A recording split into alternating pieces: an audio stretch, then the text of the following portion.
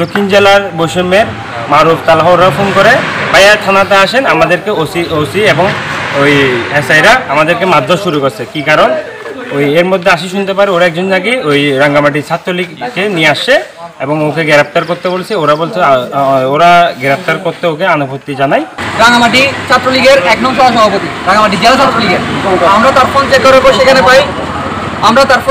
সেখানে পাই সে প্রায় 3-4টা গ্রুপের অ্যাডমিন, প্রত্যেকটা গ্রুপের ছাত্রলীগ সংখ্যা ছিল প্রায় 250+।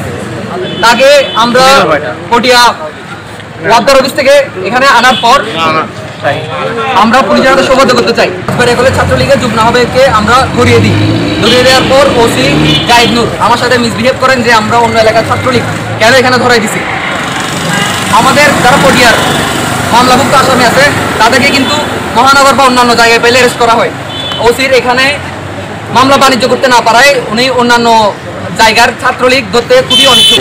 আমরা আজকে ছাত্রলীগকে স্পষ্টভাবে জানিয়ে দিয়েছি, এই ধরনের স্বৈরাচার, এই ধরনের দালাল পুলিশ আমরা পটিয়া থানায় দেখতে চাই না।